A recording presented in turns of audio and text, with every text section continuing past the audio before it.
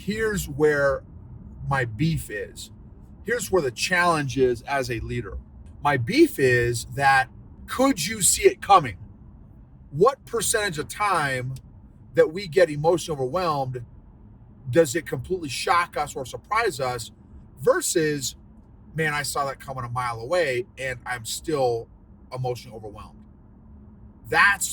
So I'm not talking about the scenarios where, boom, we get throat punched out of nowhere, and with you know 1, 2, 3 significant life events. That's not the scenario I'm talking about. I am talking about the scenario where could we, did we, should we have seen it coming, and we missed the signs, we missed the scenario, we missed the tells that would have given us a clue. Okay, an emotional tidal wave is possibly coming. How can I prepare myself mentally and emotionally and physically for this oncoming emotional wave?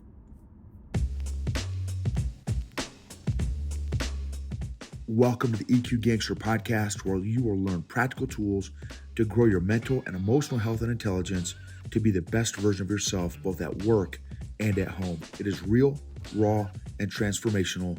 The journey of emotional growth isn't easy, but it's worth it. I believe in you.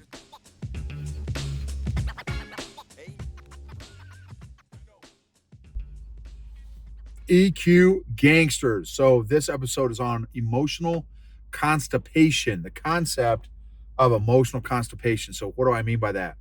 Basically, by allowing ourselves to get to a place where we are emotionally overwhelmed, and now that affects. So when we allow ourselves to get to a place where we're emotionally overwhelmed, what are the consequences of being in a state of overwhelmedness?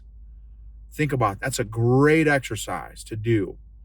Take 5 minutes when you got some time, set your alarm, and write down all the observations and consequences of being emotionally overwhelmed.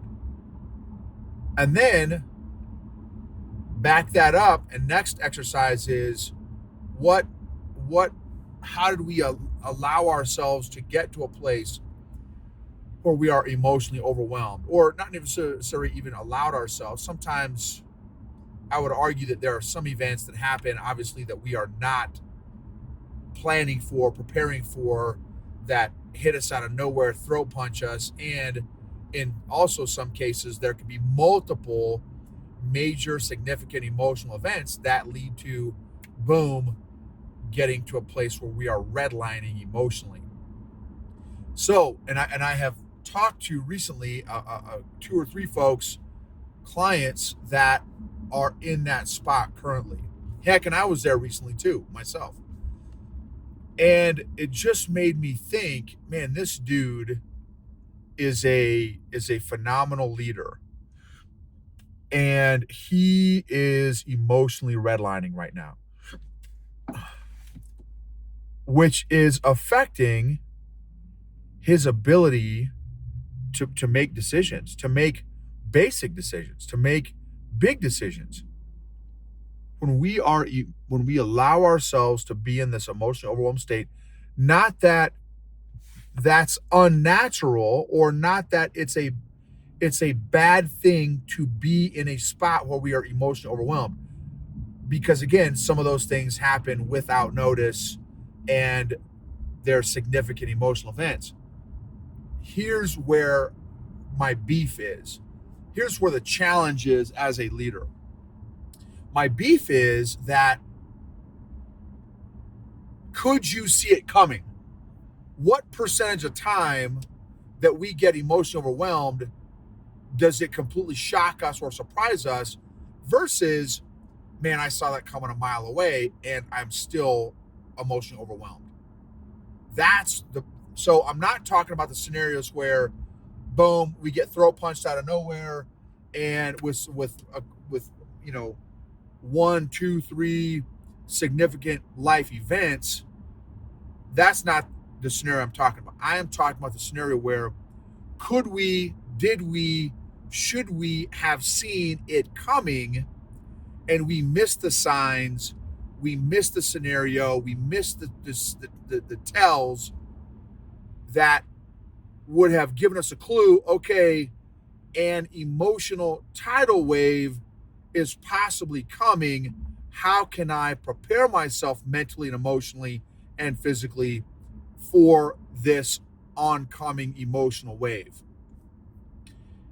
Because here's my deal is a few of the scenarios that I have helped people work through, and again, I'm kind of going through this kind of myself a little bit as well, is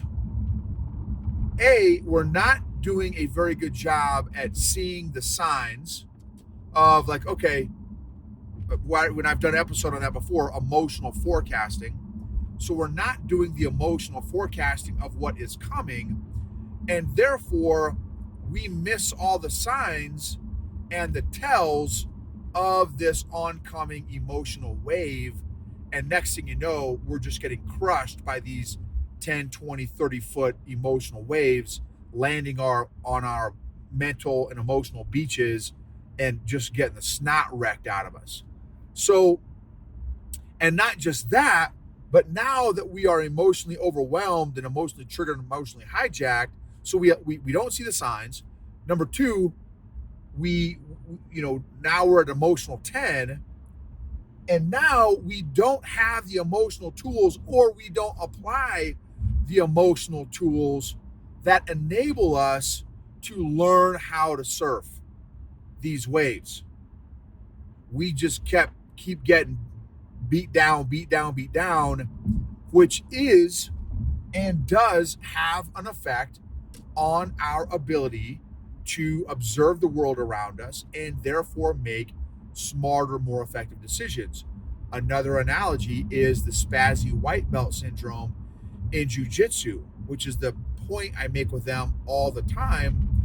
Look, you're bigger than me, faster than me, stronger than me, and yet I'm beating you because you are hyperventilating, which is causing you to be very spazzy in your moves, and it's causing you to burn through your muscle strength and endurance 10x what I am, because I'm burning about 30% energy, maybe 40% energy.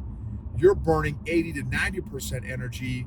So you're completely burnt out after 2 minutes, 3 minutes, 4 minutes. And after 3 minutes, 4 minutes, I'm still running at 40% energy, which means I've got 60% reserve to pull from the longer this round goes. So, and when they're in that state, that fight, flight state or freeze state, they're not thinking clearly. They're not thinking of all the different options that they have. There's a lot that they're missing. They're missing the signs and the tells of what I'm doing because they are so emotionally overwhelmed, emotionally hijacked, emotionally triggered, which again directly affects their effectiveness and efficiency. So this goes back to, in order to lead others well, you have to lead yourself well. So how are you working on your emotional self-awareness, your emotional self-management, to be able to notice the signs and the tells, to be able to emotionally forecast, so that when those big waves come, because that's part of life, you can't stop the big waves from coming. It's, can you learn to surf? And how quickly can you learn to surf well? The better you learn to surf, the better you learn jiu-jitsu, the less you're sweating any of the emotional waves, no matter who. In fact, I saw two of the guys that are my hardest rolls, I saw this morning at breakfast. And both of them are half my age, literally half my age. Both of them are twice as strong as me, faster than me, more aggressive than me, have more athleticism than me. and And by God's grace, so far, I can survive with them and sometimes end up with the upper hand, but only because I have a foundation, a 7-year foundation of jujitsu principles under my belt that enables me to survive. Now, I'm sure there will be a time where, and very soon, where they will be able to ball me up and submit me at will. So far, that time hasn't hit yet.